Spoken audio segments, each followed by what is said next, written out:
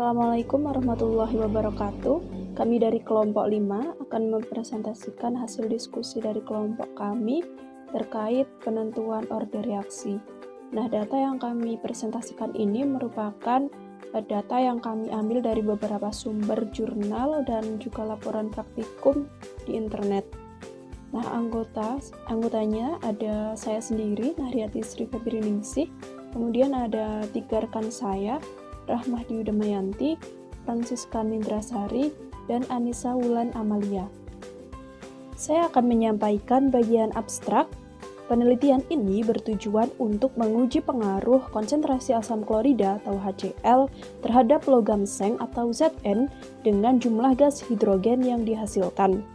Penelitian ini dilakukan dengan melarutkan logam Zn dalam larutan asam klorida pada konsentrasi yang berbeda. Gas hidrogen yang dihasilkan diukur dengan mengukur volume air yang dikeluarkan oleh hidrogen.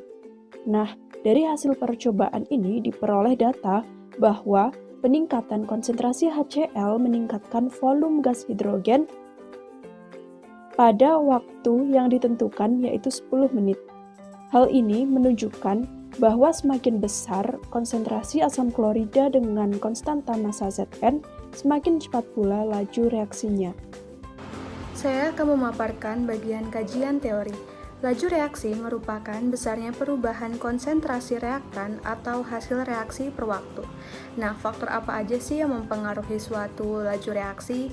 Nah, yang pertama ada konsentrasi komponen yang terlibat dalam suatu reaksi, temperatur, tekanan sistem reaksi, luas permukaan, dan adanya katalis atau inhibitor.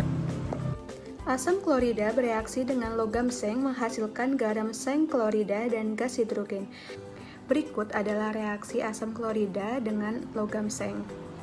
Hidrogen dapat dihasilkan dari air melalui proses elektrolisis.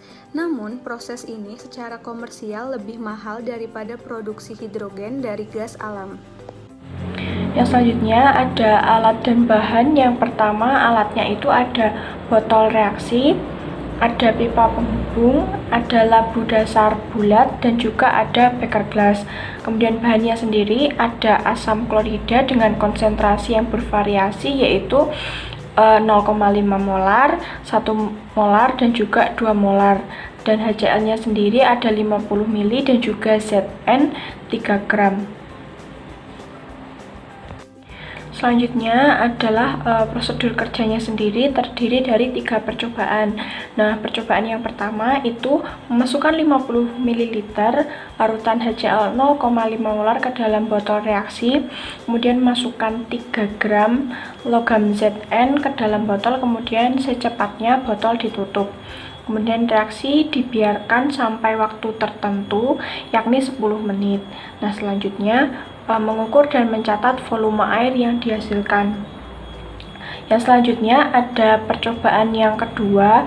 Yang pertama yaitu memasukkan 50 ml larutan HCl 1 molar ke dalam botol reaksi. Dan yang kedua, masukkan 3 gram logam Zn ke dalam botol, kemudian secepatnya botol ditutup. Yang ketiga, reaksi dibiarkan sampai waktu tertentu, yakni 10 menit. Selanjutnya, mengukur dan mencatat volume air yang dihasilkan. Dan percobaan yang terakhir yaitu percobaan 3. Itu yang pertama, memasukkan 50 ml larutan HCl 2 molar ke dalam botol reaksi. Dan yang kedua, memasukkan 3 gram logam Zn ke dalam botol, kemudian secepatnya botol ditutup. Yang ketiga, reaksi dibiarkan sampai waktu tertentu, yakni 10 menit. Dan langkah yang terakhir yaitu mengukur dan mencatat volume air yang dihasilkan. Hai, aku Anissa Wulan Amalia, dan di sini aku bakal ngejelasin tentang data dan pembahasan dari penelitian-penelitian yang kita ambil. Jadi yang pertama ada data pengamatan pengaruh konsentrasi HCl. Nah, itu tuh ada 3 kali percobaan, dan data pengamatan yang diambil antara lain waktu, lalu ada laju reaksi dengan satuan mililiter per second, lalu ada konsentrasi HCl, volume HCl, volume hidrogen, dan massa Zn. Nah, dalam percobaan ini cuma ada 10 menit aja yang dipakai, jadi keseluruhan HCl itu belum bereaksi sepenuhnya. Maka dari itu, peneliti mengambil data laju reaksi dari jumlah hidrogen yang dihasilkan selama 10 menit tersebut. Pada percobaan diperoleh jumlah hidrogen terbanyak ada pada konsentrasi HCl terbesar, maka dapat disimpulkan bahwa semakin besar konsentrasi reaksi yang mana di sini adalah HCl, maka semakin tinggi juga laju reaksinya. Ada data pengamatan reaksi saponifikasi etil asetat oleh ion hidroksida. Nah, data pengamatan yang diambil antara lain volume etil asetat, volume NaOH, volume total etil asetat, konsentrasi HCl, konsentrasi NaOH, konsentrasi etil asetat, suhu, tekanan, dan ada tabel yang berisi tentang volume NaOH yang digunakan ketika titrasi. Dari data pengamatan dihitung konstanta laju reaksi atau K. Nah, selanjutnya ada grafik orde 1, orde 2, dan orde 3. Nah, linearitas tertinggi jatuh pada orde reaksi 2. Jadi, itu membuktikan bahwa reaksi saponifikasi etil asetat oleh ion hidroksida berorde 2. Nah, konstanta kecepatan reaksi rata-rata yaitu sebesar 0,06367 liter per mol second. Konstanta kecepatan dari waktu ke waktu semakin menurun di penelitian ini, di percobaan ini. Dan waktu berbanding terbalik dengan kecepatan dengan konstanta laju reaksi. Jadi, semakin lama waktu yang dibutuhkan, semakin kecil konsentrasinya.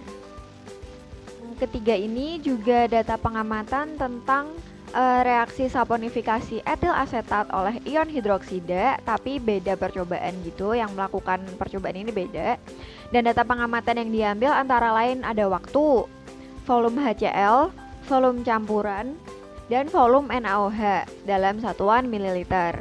Terus ada massa etil asetat juga, massa piknometer, dan massa piknometer awal. Dari percobaan itu, ada pembahasan bahwa faktor-faktor yang mempengaruhi laju reaksi antara lain luas permukaan, konsentrasi, temperatur, waktu, dan teori tumpukan.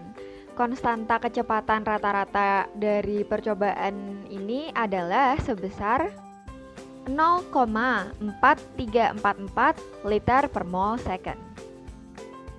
Nah, untuk bagian akhir dari pemaparan kami, ada kesimpulan dari praktikum ini dapat disimpulkan bahwa semakin besar konsentrasi asam klorida dengan massa seng tetap, maka laju reaksi semakin cepat dengan mengukur laju pembentukan gas hidrogen yang semakin besar.